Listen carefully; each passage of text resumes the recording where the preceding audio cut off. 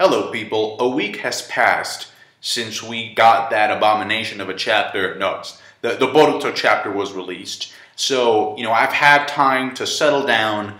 I'm a lot less angry. My beard has grown. I'm a lot wiser than I was before. And so I just wanted to make this video to retake some of the points I made, but also elaborate on some of the points I made, for discussion. So I rewatched the video. I rewatched the rant. Okay, because I rewatch some of my videos, if they're good enough, right? And I can honestly say that I do not take back anything I said in that video. Absolutely nothing. In fact, all right, I am so thankful that the majority of my YouTube audience is mature enough that they understand, all right, that they can disagree with me and still be still. In fact, I get this comment all the time. People tell me all the time, they say, hey Sawyer, I'm a subscriber, I just want to let you know that I love your videos. And they usually say something like, I agree with you 100%, or like, you're so good at like putting things that I'm thinking about into words. Or they also say, Sawyer, I don't always agree with you, but I love watching you. I love hearing your opinions. That to me, that's a blessing. That's an amazing experience. You have any idea how rare and valuable that is? Absolutely amazing. If you're one of those people, you're amazing. Just point blank. Another thing is like, I tore this chapter apart. My ratings went up. Can somebody explain that to me? My ratings went up when I tore this chapter apart. What does that mean? I'll tell you what I think it means, at least for me. I don't think it means that you can just go on and hate on everything, right? And anticipate that people are gonna like adore you. No. That's not what it is, because you have to be smart about it. That's one of the things that I try to do in these videos. Try to be as smart as possible.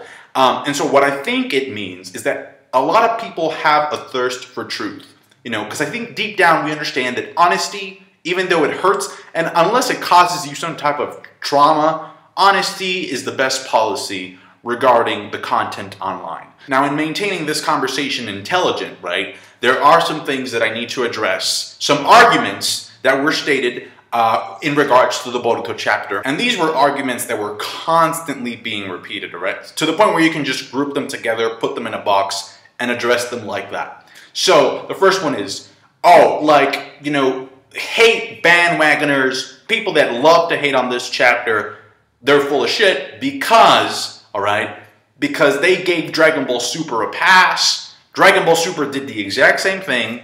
They rehashed Battle of Gods, they rehashed Resurrection of F, and they give that a pass, but Boruto, oh no, it's way too much.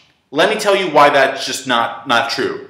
First of all, I don't know if you were not part of the online community, but not everybody, but a lot of people, myself included, were giving Dragon Ball Super shit. Massive shit. In fact, Dragon Ball Super got so much criticism during its beginning stage that it became a meme to criticize and hate on it. That's how crazy it was. It was kind of like having a snowball fight, but instead of having a snowball, you had people throwing balls of shit at each other. Literal, physical shit. Alright? That's number one. Number two is, I actually made a video called, What the Fuck is Going On with Dragon Ball Super? In the beginning. And not only that, but I stopped reviewing the episodes because they were only rehashing the movies. I only came back when they announced that they were going to have a tournament. Once the new tournament was announced, I thought, okay, it's new content. Let's see what this has to offer. All right? But so when you use Dragon Ball Super as a shield to protect the first chapter of Boruto from getting hated on and saying, well, Dragon Ball Super didn't get that much hate, where were you? Like, seriously, where were you when people were throwing their balls of shit left and right? The other argument that I saw floating around a lot was, well, I haven't seen Boruto the movie, therefore Boruto Chapter 1 was a good chapter. It was a good chapter for you, right? But the fact that, see, the problem with this is that you're kind of antagonizing the people that have seen Boruto the movie. So it's our fault that we've seen Boruto the movie and you haven't, and therefore we found the chapter to be repetitive in terms of story. Because here's the thing, all right? Even in the beginning of DBS, all right, in its shittiness, in its rehash, sometimes they would incorporate things into the anime that were kind of new. So you were sitting there watching and it was like, well, at least that shit's new. The only thing that Boruto Chapter 1 does that is along the same lines, and I actually gave credit to this in the review, was a scene with Inochika-cho, the new generation, and Moegi. So the argument of like, well, you guys are spoiled because you already watched the movie. I'm a fan, just like you. So why can't fans watch the movie? And why can't they construct opinions based on the fact that they have seen the movie because they're part of the same fandom as you? Now, taking the whole Boruto the movie aspect of the chapter and putting that aside for a bit, I was actually watching King of Lightning's review, and in it, he made a really good point. I agree with this 100%. He said that just from Jump Street, all right, from Boruto Chapter 1, they basically wrote themselves into a corner by mentioning the possibility of Naruto being dead. And here's why, okay? These are some of his reasons, and I'm going to add on to them a little bit. So the first thing is, if Naruto is actually dead, all right, from a power level standpoint, that is ridiculous. I mean, in the end of Naruto, we would make jokes. I would call him Naruto Jesus because he was so overpowered. He was crazy power. Like, he had the Kyuubi cloak, all right? He could heal body parts. He cured Kakashi's eye. He could fly. He could do so many things with the Kyuubi chakra. You know, the power that the Sage of the Six Paths gave him. It was incredible. Same thing with Sasuke. If Naruto is dead, then where the fuck is Sasuke protecting the village? If you remember, in the last, Naruto says, oh, Sasuke shows up to destroy that meteor to save Kakashi, and Sasuke says, if Naruto isn't here, then I'm the one who has to protect the village. So unless this kid, Kawaki, took down both Naruto and Sasuke, and not only that, but like, do you realize that in order for this kid to take down both of these guys, he needs to be more powerful than Kaguya and Madara? Holy shit, that little punk's power is huge, alright? The only way that Kawaki's statement to Boruto, when he says, I'm going to send you to join the 7th, or you'll be joining the 7th soon, is if he actually sealed Naruto. And King of Lightning mentions that in his video. Maybe some type of sealing technique. Okay, that's a little bit more understandable. But even then, alright, if Naruto is dead, it's a troll.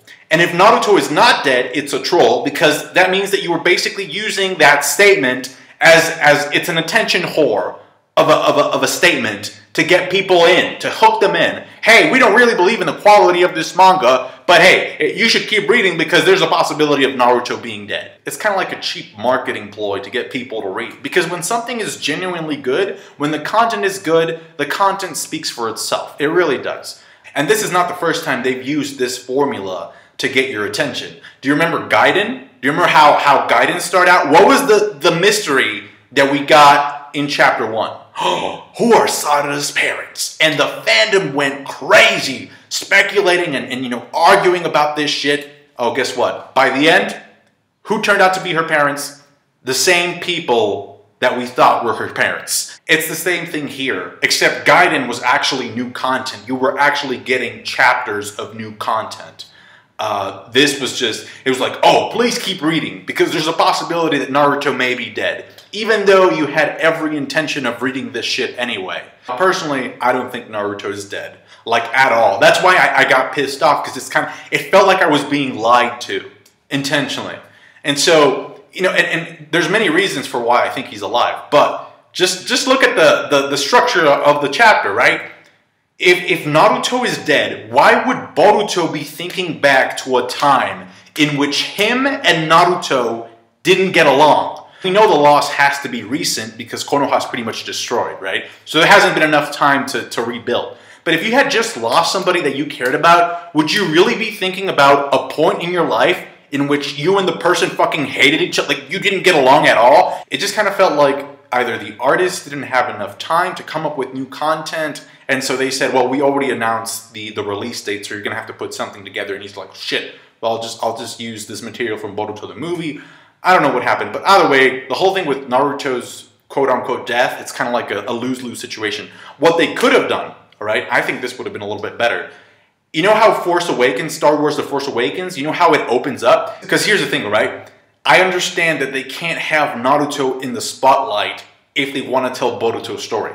Naruto's going to have to step aside if Boruto's going to have a story. It's the same thing with Rey. So in Force Awakens, the movie opens up, and immediately the first statement you see is Luke Skywalker has vanished, all right? And I kind of feel like, had they done this with Naruto, had they like had a statement or somebody saying, you know, the 7th, you know, he's gone. He's nowhere to be found. He's vanished. Holy shit. Well, not only do I believe that more than him being dead, but it's also, it's more interesting. It's like, okay, I want to know, I understand. Boruto, this is his story, and Naruto's off someplace doing something else. Let me find out what that is by following Boruto's story. Alright? And you know, that's just like a small suggestion. I mean, fuck it, maybe it's not the best. I'm not saying it's the best fucking suggestion. It probably sucks too. But I would have personally believed it more than just, yeah, the Hokage's, I'm going to send you to meet the Hokage.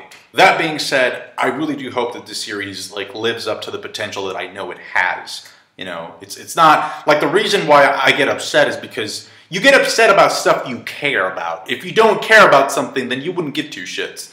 So because I care, I'm keeping it 100. Alright, so comment down below with your thoughts, subscribe to my channel if you haven't, like or dislike the video, because I know people may disagree with me. Fuck it. That's just part of life. Bye.